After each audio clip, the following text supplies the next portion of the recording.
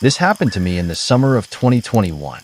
The world was still reeling from the pandemic, and I was desperate for a break. I'd been working remotely for over a year, staring at the same four walls, and my mental health was crumbling. I needed to escape. So, I packed my Jeep, grabbed my camping gear, and drove out to the Mojave Desert. I've always been drawn to the desert. There's something about the vast emptiness, the silence, the way the stars seem to stretch forever. It's the kind of place where you can lose yourself, or find yourself. That's what I was hoping for, anyway. But what happened that night was something I'll never forget. I left LA around noon, the sun blazing overhead. The drive was long, but I didn't mind. I cranked up the music, rolled down the windows, and let the dry desert air whip through the car. By the time I reached the campsite, the sun was dipping below the horizon, painting the sky in shades of orange and purple. I chose a spot far from the main campgrounds. I wanted solitude, and the Mojave offered plenty of that. The only sounds were the crunch of gravel under my boots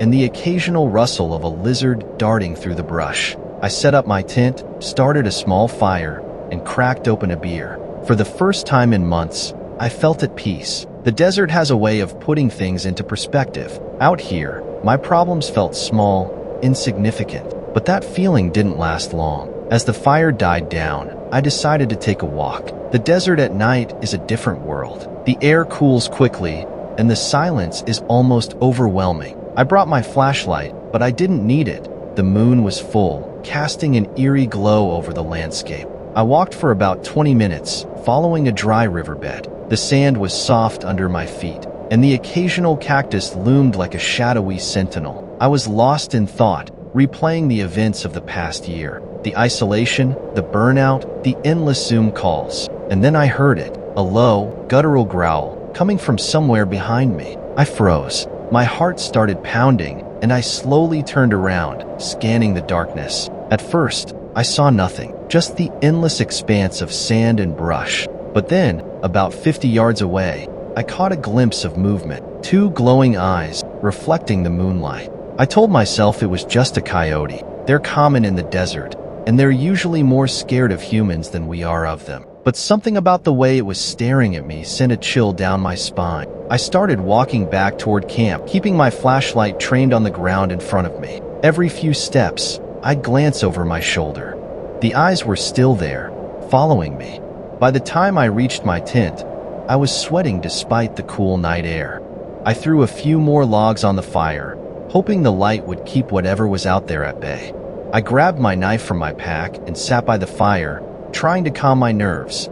That's when I heard the footsteps. They were faint at first, barely audible over the crackling of the fire. But as I listened, they grew louder.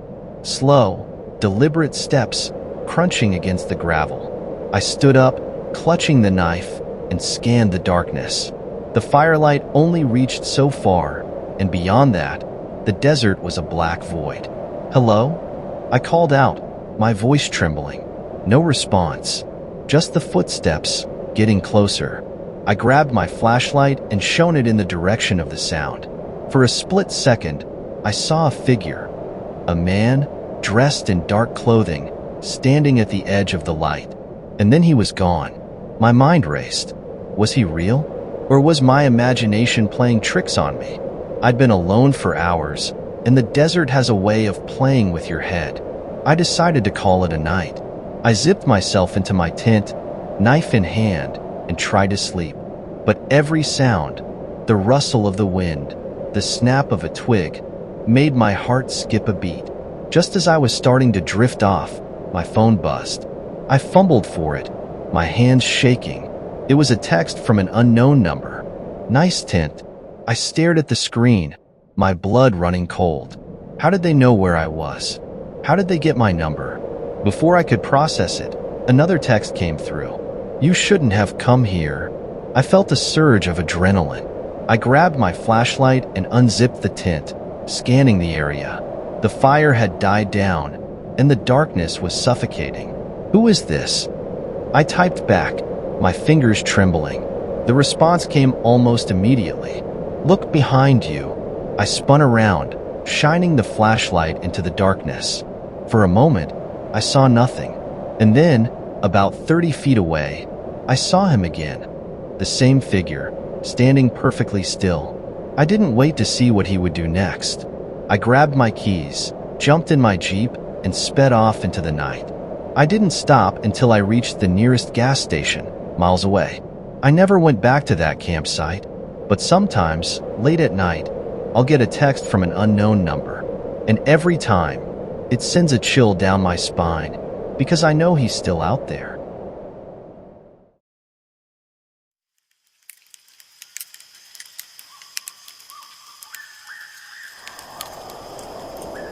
This happened to me in the fall of 2022. I was going through a rough patch, breakup, job loss, the whole 9 yards. I needed to clear my head, so I decided to take a solo trip to the Appalachian Mountains. I'd heard about an old, abandoned cabin deep in the woods, miles from the nearest town. It sounded like the perfect escape, but what I found there was anything but peaceful. I arrived at the trailhead just before sunset. The air was crisp, and the leaves were a fiery mix of red and orange. I strapped on my backpack, grabbed my flashlight, and started the hike. The cabin was supposed to be about 2 miles in, but the trail was overgrown, and I had to rely on my GPS to stay on track. By the time I reached the cabin, it was almost dark. The place looked like something out of a horror movie. Rotting wood, broken windows, and a door hanging off its hinges. But I was too tired to care. I just wanted to sleep. I set up my sleeping bag in the least dusty corner and lit a few candles to ward off the darkness. The wind howled outside, and the trees creaked like they were alive. I told myself it was just the mountain air playing tricks on me, but then I heard it, a faint whisper coming from the other side of the room. I froze, my heart pounding in my chest. The sound was so soft, I almost convinced myself I'd imagined it. But then it came again, louder this time. "Get out." I spun around, shining my flashlight across the room. The beam of light danced over the cracked walls and broken furniture, but there was no one there. "Hello?"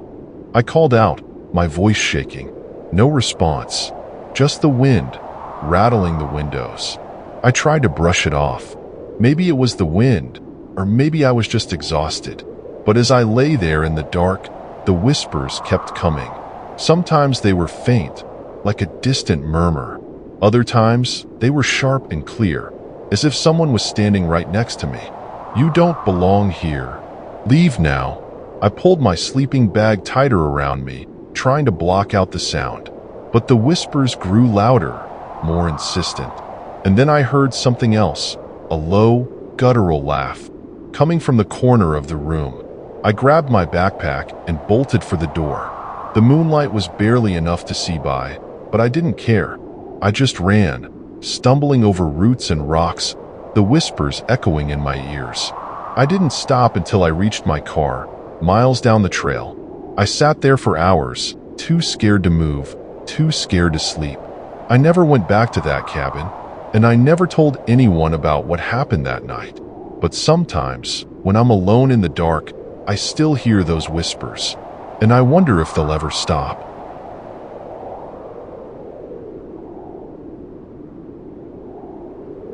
When I was 15 years old, my older brother, Matt, took me on my first real camping trip.